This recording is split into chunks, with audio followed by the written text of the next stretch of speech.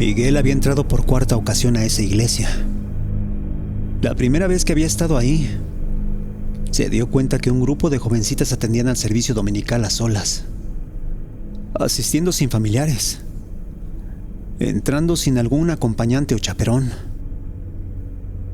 Se trataba de un trío de jovencitas de buen ver, jovencitas de rostros tiernos y finos, las cuales alegres y fieles iban a dicha iglesia porque disfrutaban de la misa que el padre Jacinto daba cada semana en ese lugar. La primera vez que Miguel acudió a dicho templo, lo hacía porque venía huyendo de pobladores que trataban de lincharlo.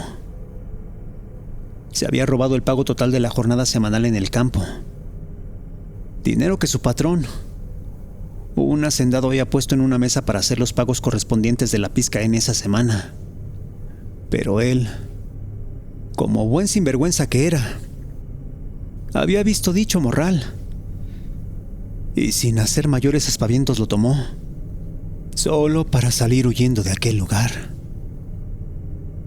Durante días lo persiguieron por un par de poblados y apenas alcanzando a escapar por segundos de cada cantina, fonda o terminal de camiones que había visitado.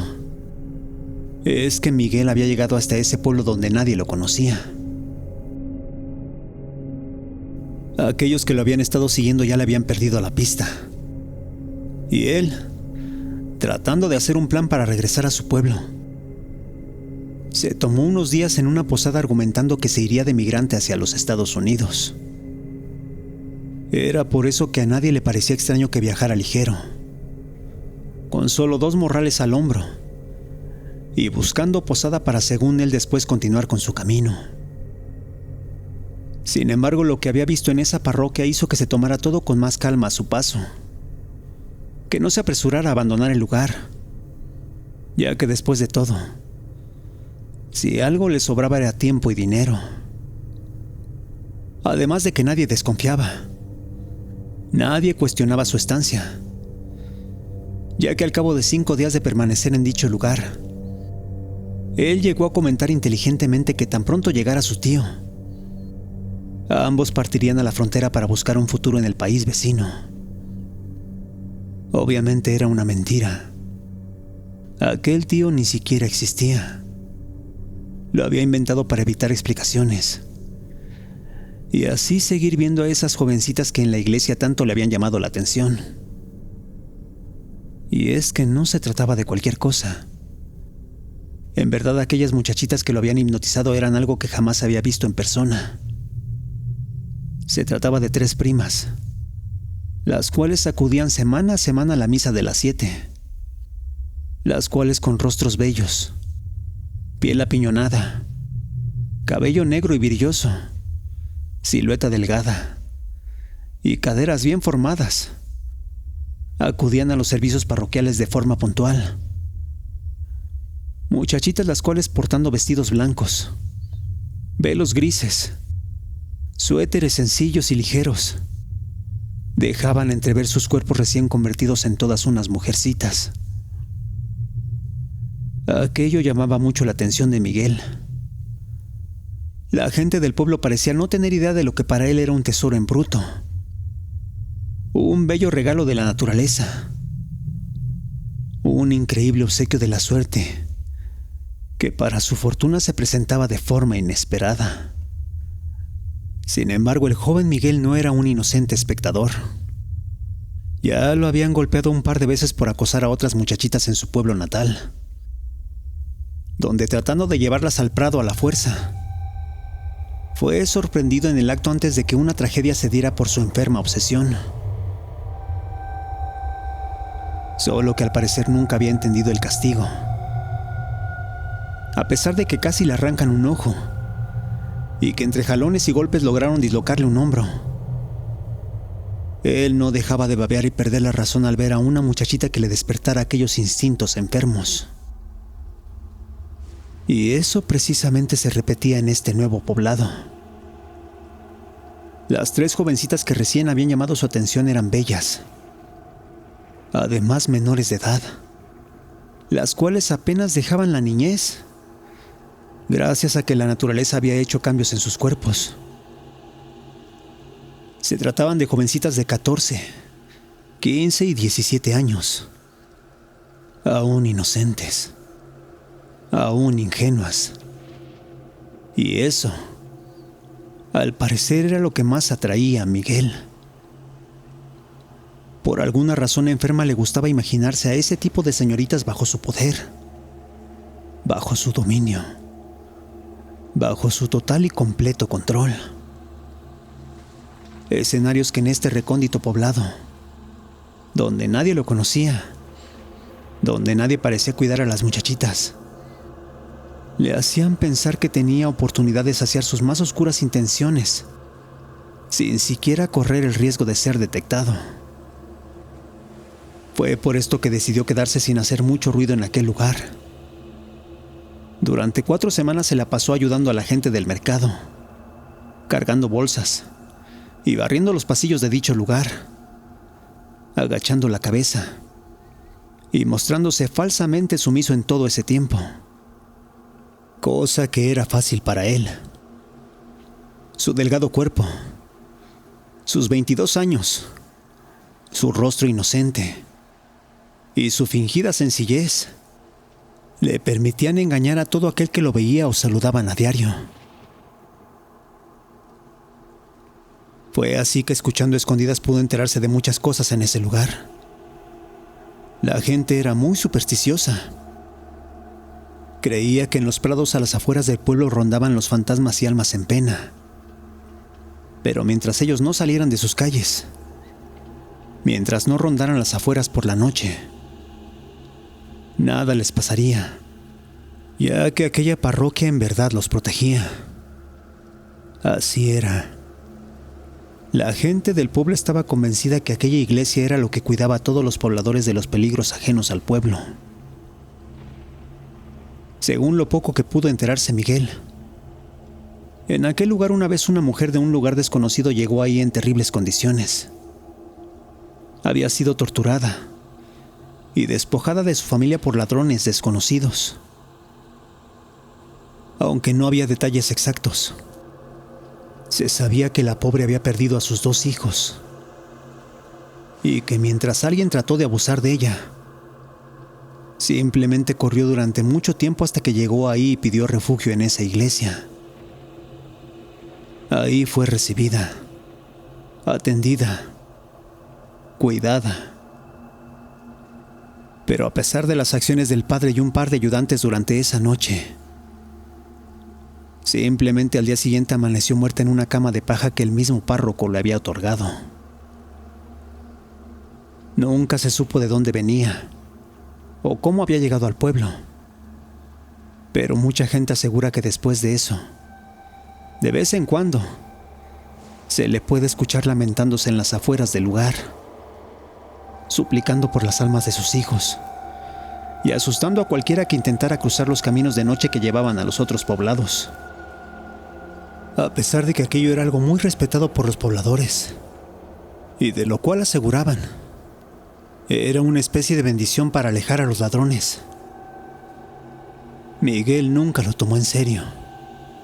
Por el contrario, le parecía un cuento de brujas, o una de esas fábulas que sirven para que la gente por moralejas absurdas no se vaya de sus casas, no cuestione a los mayores y permanezcan controlados en su ignorancia. Era por eso que cada vez se convencía más de que si intentaba llevarse a una de esas jovencitas a las afueras del pueblo, absolutamente nadie lo seguiría. Nadie intentaría detenerlo. Y así, él simplemente se podría salir con la suya. Fue por esto que comenzó con su plan. Acudió el domingo a la quinta misa. Escuchó las oraciones, los anuncios, dio limosna e incluso comulgó con la simple intención de pararse justo detrás de aquella jovencita que más le había llamado la atención. Así era. Mientras según él estaba atendiendo al servicio religioso, la realidad es que se la pasaba todo el tiempo buscando la forma de casualmente estar cerca de ella. Y vaya que Miguel era hábil. Fingiendo una cojera del pie derecho, avanzó entre las bancas de la iglesia, colocándose justo detrás de aquella jovencita. Y cuando ésta comulgó con el padre, Miguel fingió tropezarse con un paso en falso. Y fue ahí que dicha señorita, completamente preocupada, le extendió la mano. Aquel pequeño encuentro era todo lo que buscaba. Después de eso, Miguel se adelantó a la salida, y quedando justamente delante de ella, fue que hizo todo un acto. El joven fingió cansancio, jadeos, dificultad para moverse, y alzando el rostro, viéndola directamente a la cara, fue entonces que agradeció el gesto anterior, ofreciéndose a cualquier cosa que la jovencita necesitara. Después de un par de sonrisas, Miguel preguntó su nombre, a lo que la joven cordial respondió, diciendo llamarse Lupita. Con eso el plan de Miguel estaba hecho. Después de esto solo le quedaría saludarla unas cuantas veces más en el mercado. Y a la semana siguiente, de alguna forma, tendría que convencerla para que caminara junto a él, después de misa el domingo siguiente. Los días pasaron, y así lo hizo. El martes y viernes se encontró a la jovencita en el mercado. Fingiendo a la perfección la cojera, platicó con ella por breves segundos. Y al llegar el domingo, fue que se sentó cerca de ella en la iglesia. Como semanas antes, paciente aguardó los sermones del padre. Se levantó y comulgó. Dio su limosna. Pero al regresar a su banca, por alguna razón, Lupita ya no estaba en su lugar. Desesperado miró en todas direcciones. Vio a todos lados. Pero ya no pudo verla entre toda la gente que ese domingo había acudido al servicio religioso. Al terminar, de inmediato salió de la iglesia. Y casi olvidando su cojera, se paró en la escalinata viendo a las 3 calles que llevaban hasta el templo. Mucha gente se movía. Mucha gente caminaba alejándose de la iglesia. Sin embargo, no había rastro alguno de Lupita. En ese momento Miguel se sintió frustrado, molesto, ansioso. Había hecho todo por esa misma noche tener en su dominio a Lupita. Olvidando casi su cojera, bajó de la escalinata y, parado en medio de la calle, pensó en dejar todo por la paz, en irse de ahí y mejor regresar a su pueblo con toda la cantidad de dinero que había robado semanas antes. Sin embargo, algo sucedió. Cuando la calle ya estaba casi vacía, Miguel vio a Lupita caminando, dando la vuelta en una esquina. Ahí de inmediato su corazón se aceleró y, retomando su cojera, comenzó a trotar para llegar hasta ella. Y al llegar a la esquina, ahí estaba. Lupita se encontraba sosteniendo un rosario entre sus manos. Solo que se veía muy mal. Su rostro expresaba una tristeza no vista antes por Miguel. Sin embargo, a él eso no le importaba. Él solo podía pensar en que no había nadie más en la calle, en que estaban solos, y que si no hacía su hazaña en ese mismo momento, nunca más tendría oportunidad alguna. Fue por eso que se acercó preguntando qué pasaba, solo como pretexto para tomarla del brazo y así discretamente irla encaminando por la avenida. Ahí la jovencita comenzó a decir triste que estaba desconsolada. Su abuelita se había puesto mal y su padre la había llevado al hospital del pueblo aledaño. Era por esa razón que no quería llegar a su casa. El lugar estaba solo y aquello la hacía sentir aún más triste. Sin embargo, esa noticia para Miguel significaba otra cosa. No solo podría hacer con ella lo que quisiera, sino que además tardaría mucho tiempo su familia en buscarla. Por lo que le dijo a la joven que fuera con él al límite del pueblo, ya que según él había un nuevo altar de la Virgen que recién habían colocado. Ahí la joven Lupita cambió de inmediato su expresión.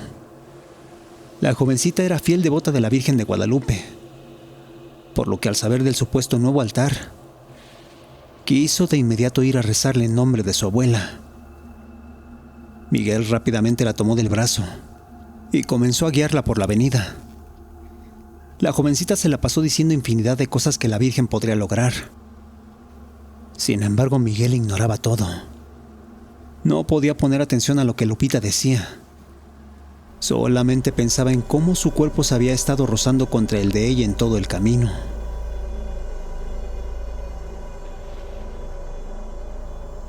Después de minutos llegaron al final de aquella avenida, pero no había nada. Ahí solo estaba el sendero que llevaba al puente y el pueblo aledaño. Fue entonces que Lupita, con mirada de decepción, vio que no había altar alguno, que no había imagen o rastro de aquella Virgen de Guadalupe que Miguel había prometido.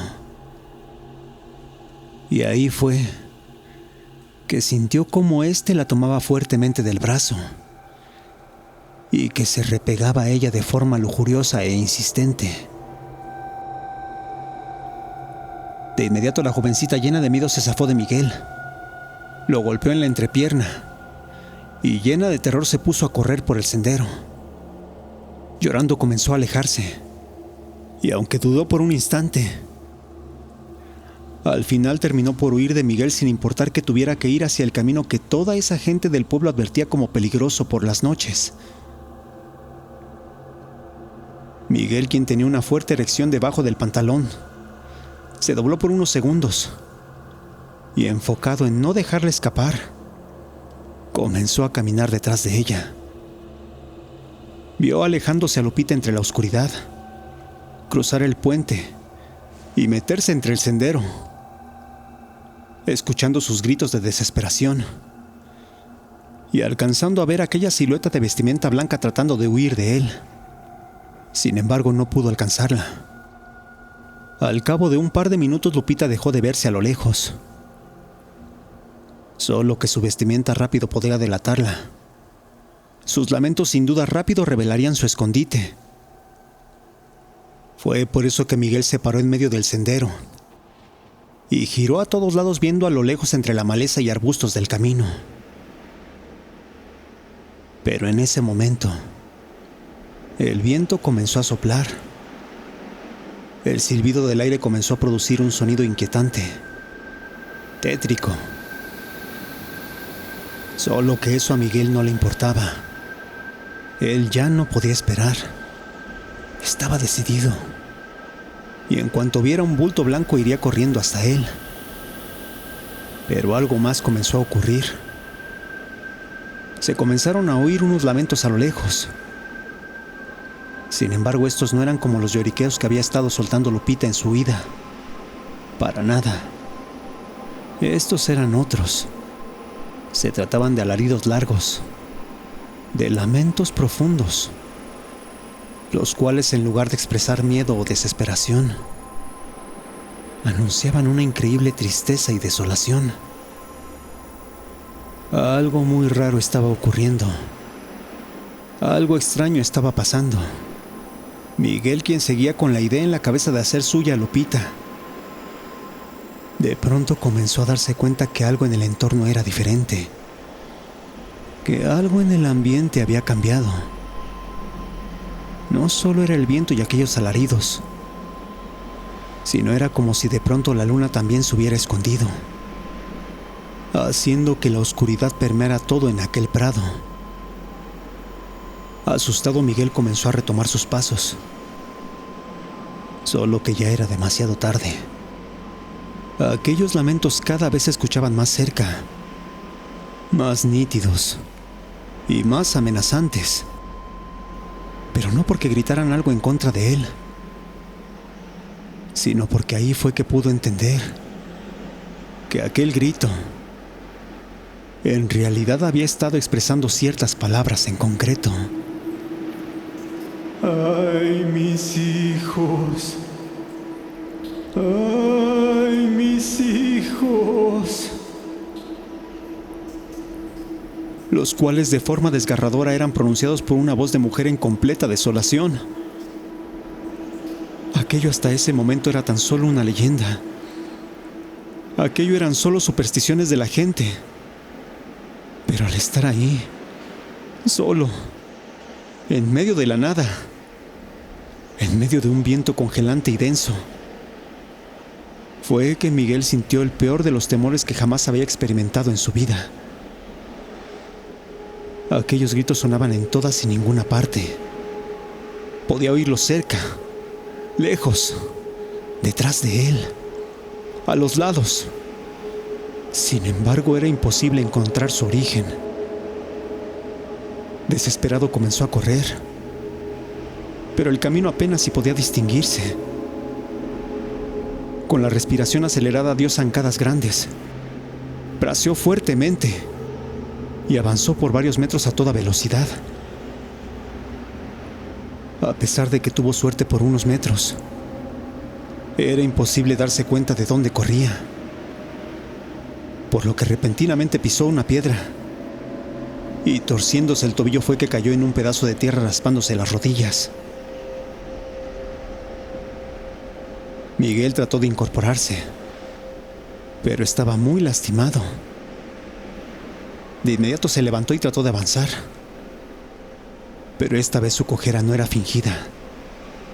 Esta vez su dolor al apoyar el tobillo era real. Su pie se veía muy mal. Un bulto salido del empeine dejaba ver que si no se había fracturado, su pie seguramente ya se había dislocado. Como pudo, trató de seguir mientras aquellos gritos sonaban alrededor de él. Y fue entonces que algo distinto, algo diferente sonó. Escuchó un grito femenino a unos metros, pero aquel no era el mismo del que había estado huyendo. Aquel sonido era el grito de auxilio de Lupita, que de entre la maleza había sonado de forma horripilante. Aquella pobre muchacha, si no había sido atacada, seguramente ya había visto aquello de lo que Miguel ya se encontraba huyendo. El joven en ese momento continuó cojeando. Sin detenerse avanzó lo más que pudo. Y fue entonces que por fin vio aquel sendero. Estaba muy oscuro, pero reconocía la entrada al pueblo. Reconocía el paso del puente, que lo tenía a tan solo 5 minutos de las calles del pueblo. Miguel continuó cojeando. Comenzó a brincar huyendo de ahí. Sin embargo, su desesperación lo traicionó. Y en uno de esos esfuerzos fue que de nuevo pisó mal y se lastimó fuertemente el otro pie. Tirado en el suelo comenzó a gatear. Arrastrándose entre la tierra y piedras quiso irse de ahí. Pero fue entonces que aquel alarido comenzó a rodearlo. ¡Ay, mis hijos! ¡Ay, mis hijos! ¡Ay, mis hijos!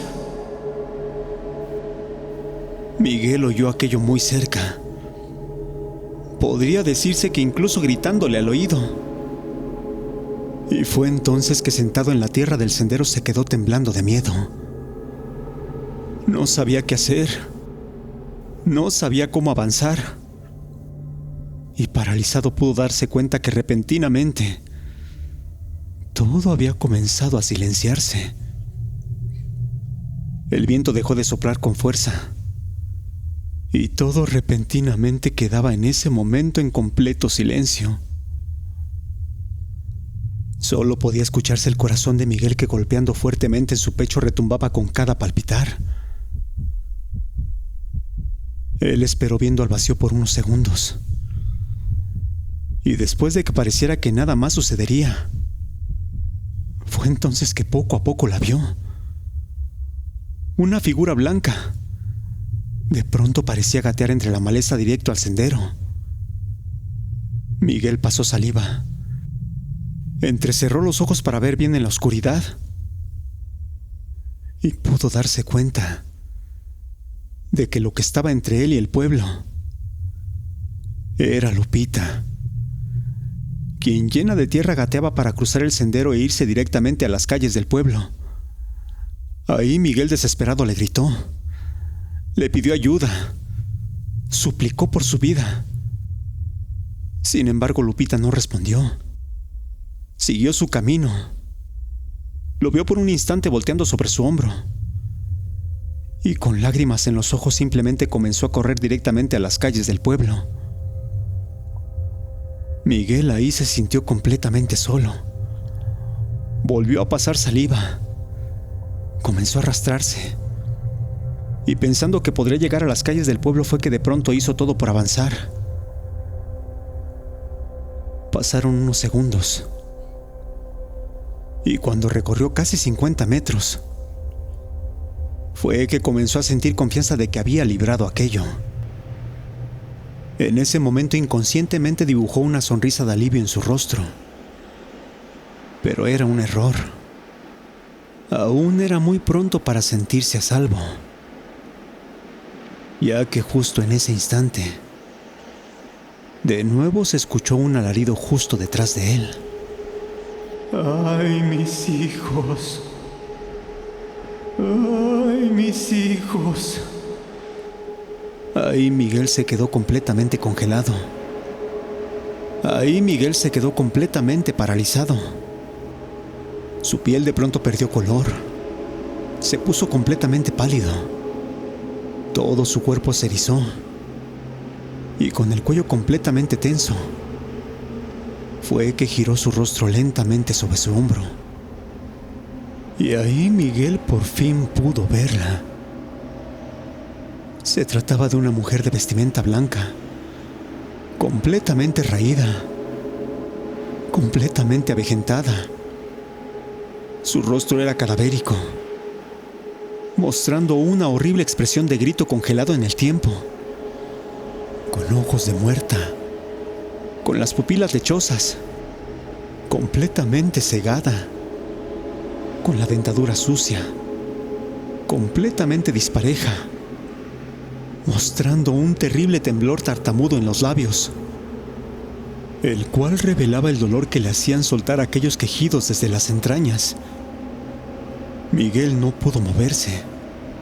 Simplemente la vio acercarse hasta él, mientras moviendo la quijada, alcanzaba a pronunciar aquella frase que tanto lo había aterrorizado esa noche. ¡Ay, mis hijos! ¡Ay, mis hijos! De él no se supo más. Pero Lupita vio a lo lejos la escena. Sin embargo, al darse cuenta del peligro, simplemente siguió corriendo hasta su casa.